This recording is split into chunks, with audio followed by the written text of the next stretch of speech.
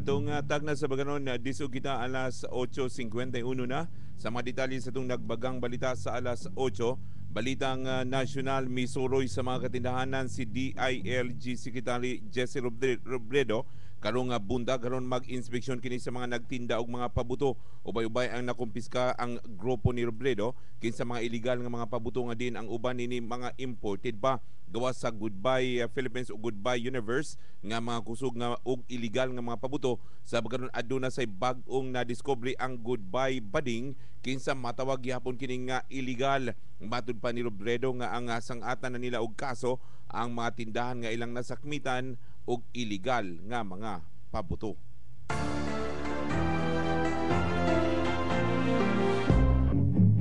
Namahayag na ang Department of Health nga tulo pa lamang kaadlaw sa dili pa ang bagong tuig pero mikabat na sa usa ka gatos ang nabiktima karon sa mga pabuto. Sa DOH surveillance update na suta nga gikan sa Disyembre 21 hangtod 27 nakatala na sila og 113 ka mga injuries sa mga kusog nga pabuto. So banini wala ang kabalaka sa Department of Health nga posibleng madugangan pa ang maong bilang sa mga biktima sa pagtagbo niya sa bagong tuig.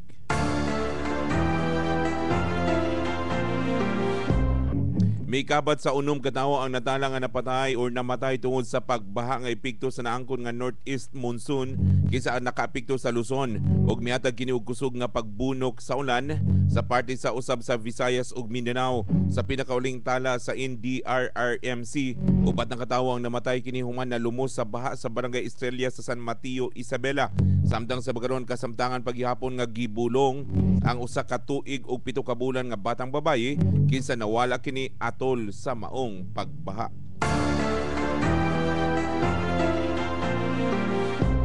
Samdang giklaro sa Palacios Malacañang nga dili makaapekto sa usa ka maayo nila nga relasyon tali ni Vice President Jejomar Binay ug Pangulong Noynoy Aquino kini gumikan sa Manila nga pagladlad sa ilang senatorial candidates para sa 2013. Matud pa ni Presidential Spokesman Edwin Lacerda nga iyang gisiguro nga magpadayon o nagpadayon ang maayong relasyon nila ni Pangulong Aquino ug Binay kini bisan pa man og aduna sila lain-laing mga manok sa pagkasenador sa 2013. Lakip na nakalinya karon sa mga kandidato ni Pinoy sa pagkasenador mao sila si Risa Ontiveros, Rofi Biason ug Danilo Lim.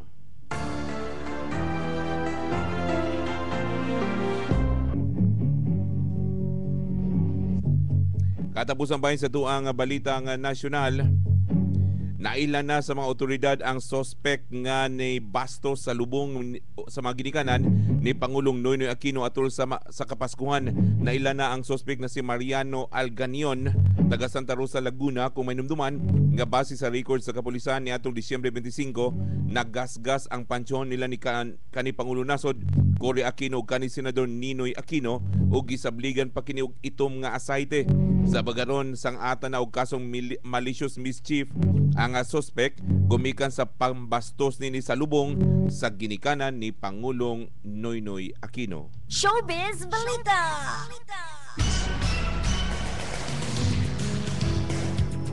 May pagwas na kagapong adlaw og pamahayag si Metro Manila Film Festival na Chairman Francis Tolentino sa makita sa tulo pa lamang kaadlaw sa mga pelikula nga ni Salmot nini.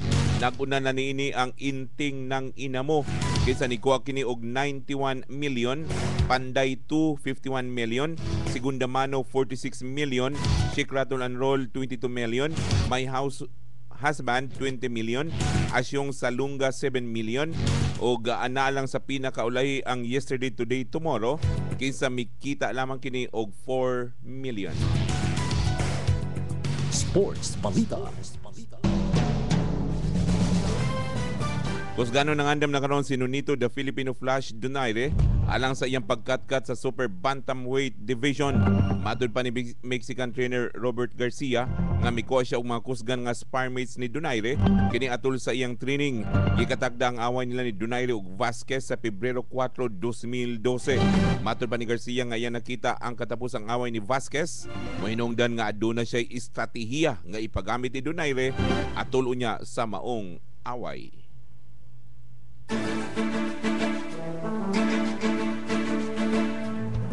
Mao katoy naglangkob sa itong nagbagang balita sa alas 8 sa di pa nato tapuson atong nagbagang balita. Ang Noriko Uno Vice Collection Center abli lang kini sa Disyembre 30 kun ugmang adlaw og 31 apan close kini sa Enero 1. Atungos mo na nga ang Vice Collection Center sa Noriko Uno abli lang kini sa Disyembre 30 og 31 apan close kini sa Enero 1. Gikan kini sa Noriko Management, Noriko One Management. Pinagi ni Ma'am Rochelle. Mo kato ni tapos atong nagbagang balita sa alas 8. Kini kay sa lawag balitaanan sa radyo natin FM ning adlaw karong Huwebes, pitsa 29 ning bulan sa Enero, Disyembre 2011. Sa ngalan sa atong station manager Engineer Aldwin Gravador, kini ang sibiyanan nga pirming naguna sa balita, naguna sa serbisyo publiko, naguna sa musika, ang inyong pamantalaan sa kahanginan. Para sa nagbagang balita sa alas 8, inyong nakauban Arin Patrol numero 1, Junjun Abler. Mo balik kita karong taod-daod, kuman lang sa pipila ka pahinumdom. Ang maong nagbagang balita sa alas 8, hatod ka nato sa may kabubuton sa Lee Superplaza, Dumaguete. Aniya na sa Dumaguete, ang dugay ng gihulat sa tanan, ang pinakabaratong wholesale store sa tibuok Negros, ang LP Hypermart. Konbenyente para sa tanan, kay